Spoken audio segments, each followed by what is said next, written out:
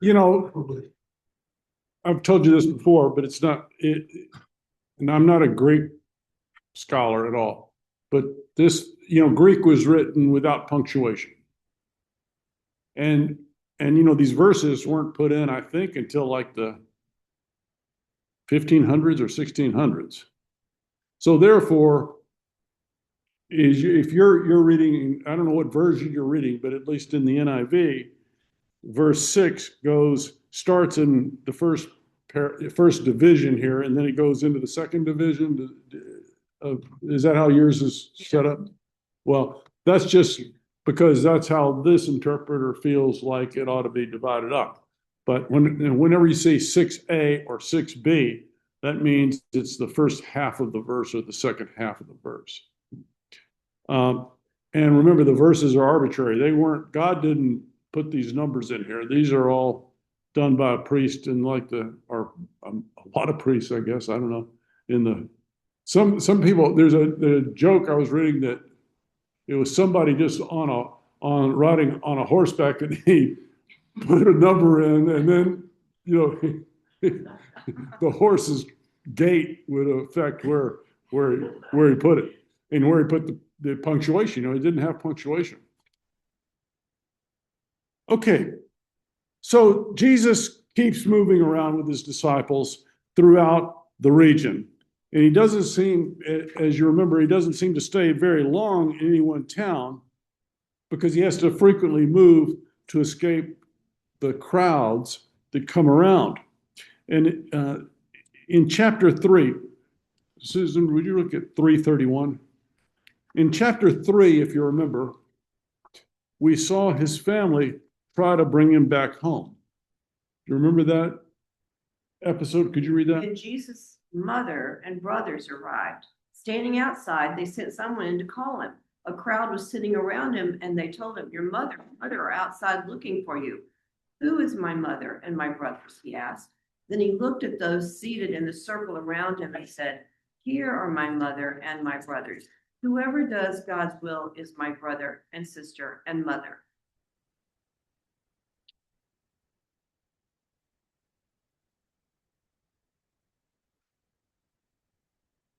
No mention of the sisters.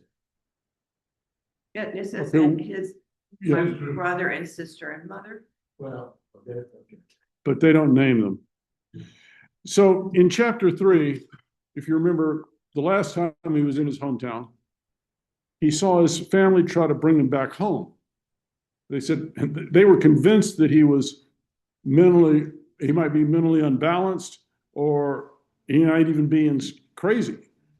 Those closest to Jesus, namely his family, people he grew up with, and the people around him in his neighborhood in this small little town, they were perplexed as to the source of his wisdom and the source of his mighty deeds. Where did someone so familiar to them get all of this power? They have a private prejudice. They have a prejudice that he can't be all that remarkable.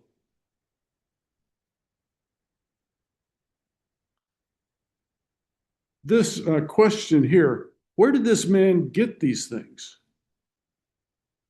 Is the third time we've seen in Mark where this question of where, what, who comes up. This is very important to Mark because this is the question he's trying to answer with this book. In other words, this query, where did this man get these things,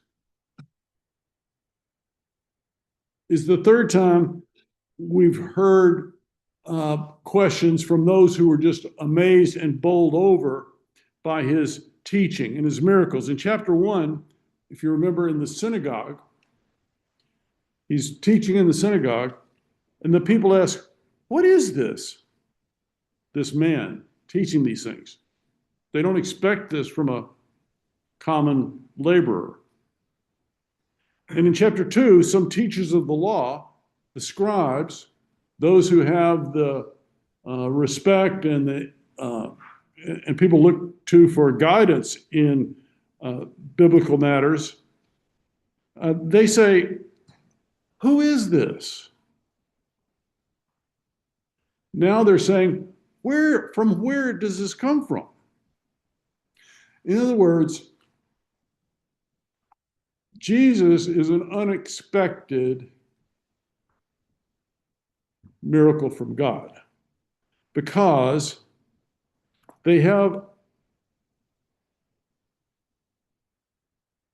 a prejudice that it's very unlikely that God can work so dramatically in this fellow who's coming from their very midst in this small town. He's not coming from Rome. He's not coming from Jerusalem. Obviously, they would think that God's Holy One, if there's somebody that God has specially set apart, he must come out of Jerusalem, out of the religious establishment. Here he's coming out of Santee. Not that I'm prejudiced against Santee. I haven't been in Santee, but so you may have noticed, you may not have noticed, because oftentimes, and that's one of the things I'm trying to do with this class, oftentimes we just hear snippets of the various gospel accounts, Matthew, Mark, and Luke, right? And they are all the synoptic gospels. And like we discussed at the beginning of this class, probably none of you can just sit down and tell me, how does Matthew, what is the difference between Matthew, Mark, and Luke? What are they, does each one of them have their own purpose, and how do they differ from each other? But you may have noted, or we touched on earlier in this class, that Mark is very different. The beginning of Mark is very different from the beginning of Matthew and Luke. Do you remember why? What does Matthew and Luke have? What are they concerned about that Mark doesn't seem to be concerned about? The chronology. The genealogies. Yeah. He's beginning. There's no mention in here, in the Gospel of Mark, there's no mention of his birth. You know, there's no Christmas story. There's no mention of his the life before his ministry. You know, the story, there's a couple of stories of Jesus is 12 years old in the temple and so forth, and how he's already displaying these signs of precocity. He's teaching the leaders in the temple. Remember that story? That's not in Mark. Mark begins with the beginning of his ministry. So Mark only said that Jesus came from Nazareth in Galilee. And Galilee, as I told you before, it was kind of considered I don't know if I'm not, like a hick area, a little bit of a backwater. All right, what was that little town you were from in Texas? What's that little town you were from in Texas? Hey. Rockdale. Okay. So probably when Art was dipping cones at the Dairy Queen, if somebody from Dallas came through, they probably said, this guy's a real hick.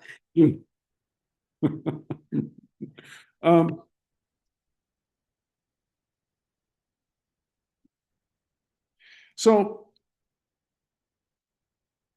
later, we're going to learn a little bit more about his background here, where it says that, isn't this the carpenter, Mary's son? By the way, why would do you have any thoughts on why they would identify him as Mary's son when virtually everybody else in the Bible is the son of a man? Probably dead. There's two possible answers that scholars come up with. Anybody want to take a guess, Susan? You had I one. think he's dead, deceased, the dad. Perhaps Joseph's already passed away by now. Remember, when Mary had Jesus, they think she was probably a teenager, but Joseph could have been an older man, and he could have passed away from natural causes. But anyway, that's one of the reasons. What is the other reason? Or what is another reason? Maybe they knew she was pregnant before they actually got married. Okay, it's a little bit of a slam or Slur on her character. a Slur on her. slur on her character that they knew that she was pregnant before they got married. And they're saying, oh, she's Mary's son. We don't know who the father is. Right. So that's just a couple of options. It's not a big. Anyway, isn't this the carpenter, Mary's son, and the brother of James, Joseph, Judas, and Simon? Doesn't mention the names of his sisters, right? That's a sign of those times as well. Women weren't. Worth mentioning. Not acknowledged. Yes, right. So a carpenter. We all think of a carpenter in our minds. We think of a finished carpenter who's making cabinets, or we think of what do they call the kind of carpenters that do the big heavy, a rough carpenter do the heavy framing and so forth? Well, carpenter, the word that we translate carpenter is someone who in that time could work with either wood or metal or stone. So we think about him with his saw and his hammer, but he could have been a mason, or he could have been a metal worker. So he could have been a builder or a mason or a carpenter, we don't know. But he must have been technically able and skilled, since remember at this point he's around 30 years of age, and probably he went to work under his dad as a teenager. So he's been making a living in the real world for, over a decade. His sisters, if he had any, he probably did, are unnamed, which, as you answered correctly, reflects on an ancient bias that females don't merit a whole lot of attention. So normally, a man, as I said, is identified as the son of his father. To be identified as Mary's son could be maligning him as being illegitimate, or it could be that Joseph has passed away. We don't know. What we do know, and one of the key lessons here, and we're going to talk about this, is that the locals think that they have him pegged. And by that I mean, he's one of us. He's not exceptional. He's one of us.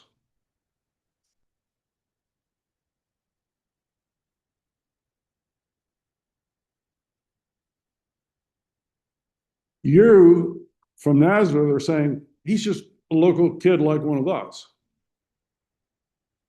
But for Mark, he's the Son of God.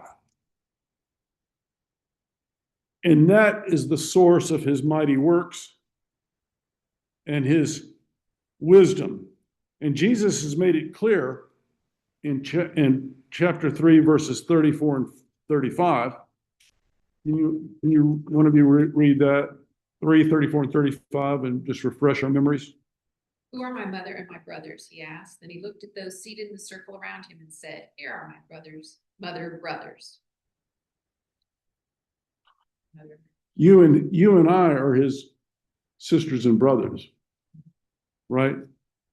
Those who are listening to what God's doing and trying to do the will of the Father. So the locals are scandalized by him. Why should he stick out and be something special? How can someone so ordinary do these things? There's nothing elite or rare about his family. There's certainly not anything elite or rare about his trade. How can an average guy in an average town be a fount of wisdom? And how can he do marvels? How can he be God's anointed? Remember, they're waiting for a Messiah.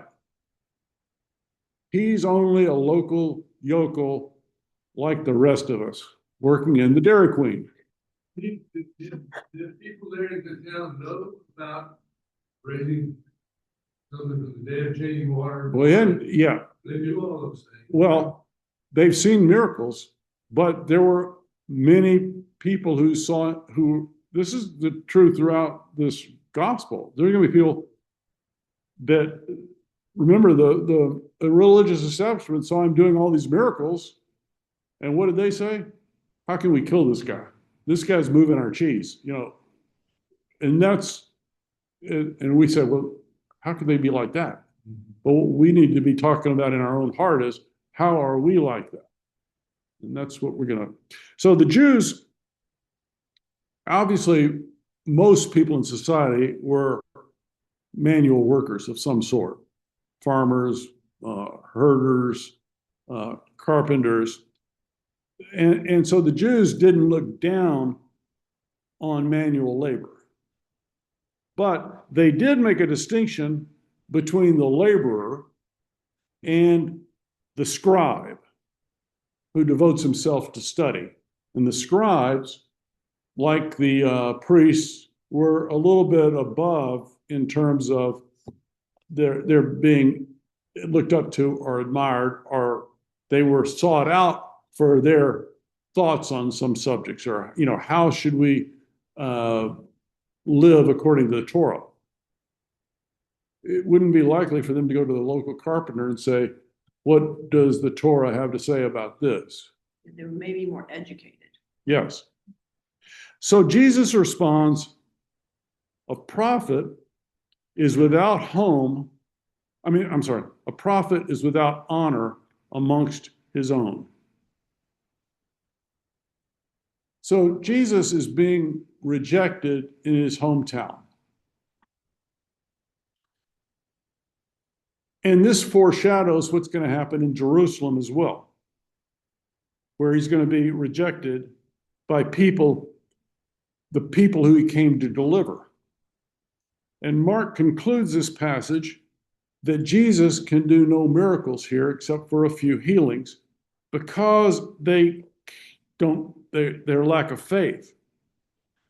And this is the last, we begin this chapter where Jesus is teaching in the synagogue. This is the last time Jesus is going to be teaching in a synagogue. He won't enter a synagogue again, but he begins to teach. But he leaves and he begins to move around the whole area of Judea and Galilee in open spaces where crowds can come from all over. And they're going to come, as we're going to see in the next stories. But before we get to those, I want to set up a dichotomy that you wouldn't notice. I didn't notice it, but there's a dichotomy in Mark's style that he's setting up here. Notice that in Mark, there is a sharp counterpoint between the demons who know who Jesus is and the people who can't understand it. And so what I'd like to do is to show you this counterpoint by having Susan read all one side and Brenda read all the other side. So Susan, read chapter 1, verse 24.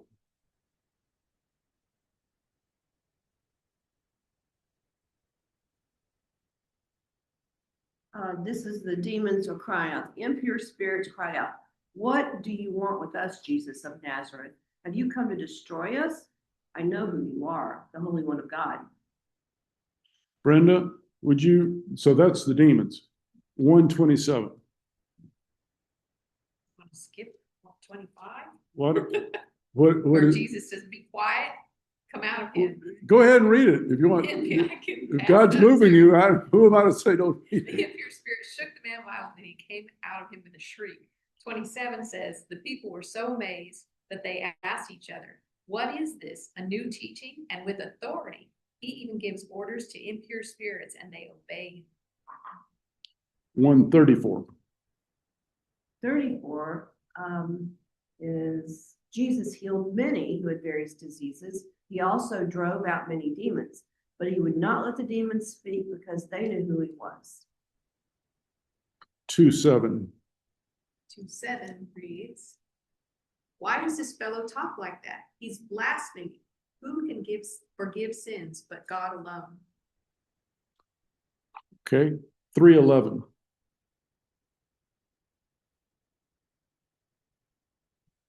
Whenever the impure spirits saw him, they fell down before him and cried out, "You are the Son of God."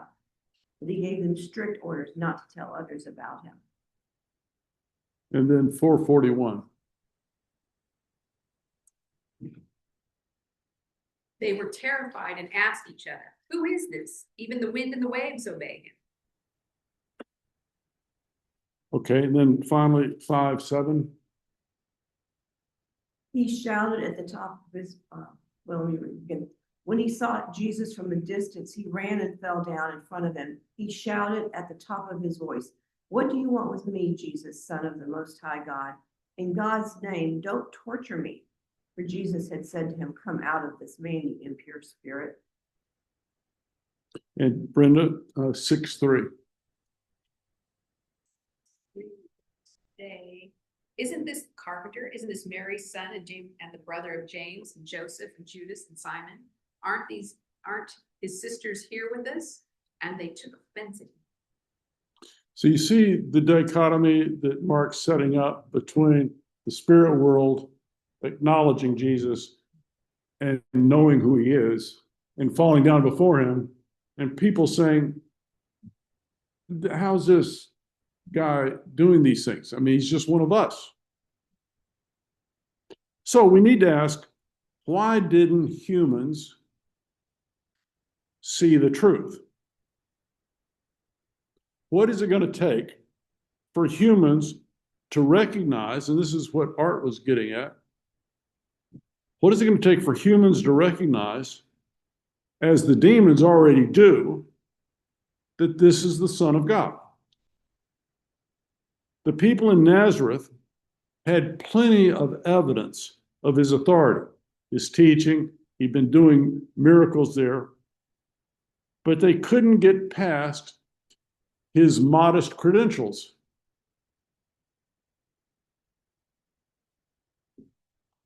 He's moving their cheese as to what they expect God's anointed to be, what they expect the Messiah to be. And in those times, probably like in most of the world today, and probably like even in our own society, although certainly not as rigidly as it was when we were growing up, the world was ordered by rigidly defined class lines. In India, it would be called what? Castes, right? The rigidly defined castes. It's true everywhere, right? It's human nature. Why do we always want to put somebody in a different group than us? And usually a little lower group, right? But in those times, the world had very rigidly defined class lines. And it would have been a shock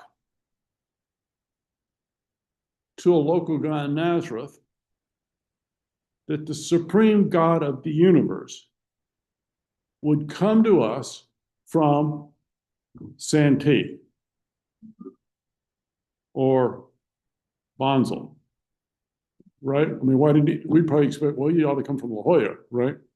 But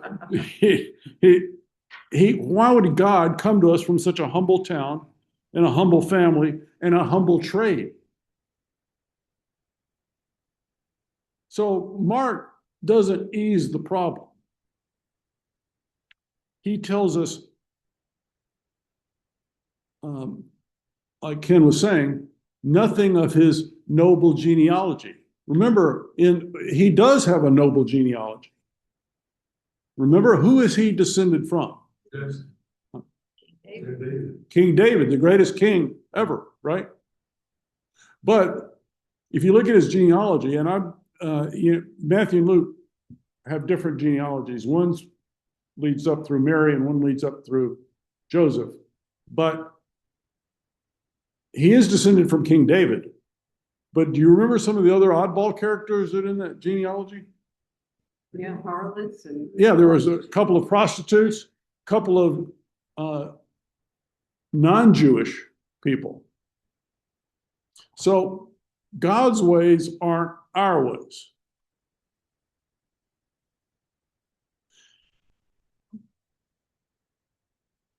No one in his hometown apparently notices him as he's grown up as a prodigy. No one recognized him as this kid's going to go places. Nobody said, I always knew you'd grow up to be the Messiah. Most likely. And the Greeks and the Romans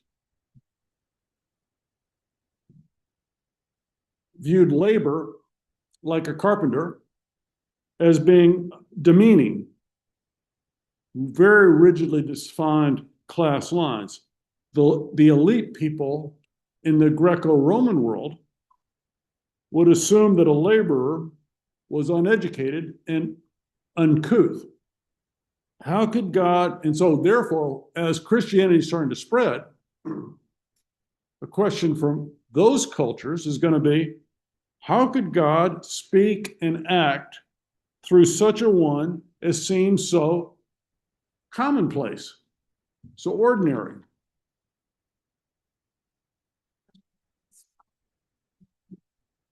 Does what?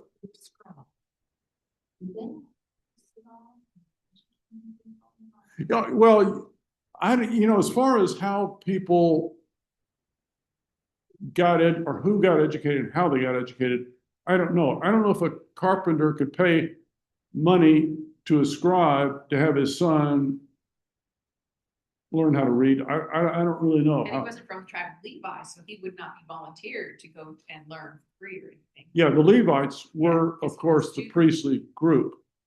But the issue here for us is that those who evaluate Jesus by outward appearances are going to miss the truth.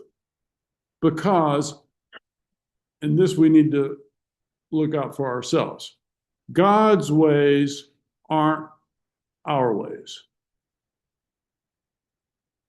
Because God's way is the way of the suffering servant, the way of the cross, the way of sacrificial giving, sacrificial love. Our way is the way of the conquering soldier. And also notice that Jesus' teaching and his miracles don't, and this is what you're getting at. When you say, wait a minute, if I saw someone healed, I'd believe. But throughout the gospel, Jesus teaches and Jesus performs miracles, and yet some people, they don't come to faith. Although the faith exhibited by, remember the story we studied last week about Jairus, the Roman official? Jairus, and who was the other in the story? The woman with the hemorrhage? Now, their faith preceded the miracles. Jesus worked them through their faith. But faith isn't always necessary or a prerequisite for miracles. Here in Nazareth, the doubt and the suspicion of the community cuts off power for others. It says that he could only do a few miracles there. It says many blind, lame, deaf continued in their affliction because of the unbelief of the town. Even though we see in verse 2 that they already, it said, when the Sabbath came, he began to teach in the synagogue, and many who heard him were amazed. Where did this man get these things? What's the wisdom that has been given him that he even does miracles? Isn't this the carpenter? Isn't this Mary's son and the brother of James and Joseph, and brother of James, Joseph, Judas, and Simon? And they took offense at him. So Jesus is going to say later in his ministry, even if someone rises from the dead, that doesn't mean they're going to believe. A witness is not necessarily going to believe. And that's hard for us to understand. But this is where we need to ask ourselves. Here in Nazareth, let me ask you this. Does that speak to the issue today, maybe many in our own families? Why are all of these generations, are many of the people over the last 2,000 years who were raised in the church, many of our own family, maybe many of our children, maybe our own brothers and sisters, why do they turn to other religions or other beliefs? Are the old familiar stories, which all was learned in Sunday school, humdrum? Have they lost their sense of awe? Do you have a sense of awe when you encounter these stories that we're studying? So this is a short lesson today, but since we do have quite a bit of time, I thought I'd like to open it up to a question, and I want people to feel free to answer, but I do want to do it in an orderly fashion. And so not over, what's fair, 2 minutes? And Brenda, who is a natural sergeant at arms, is going to ring the gong at 2 minutes. And here's the question.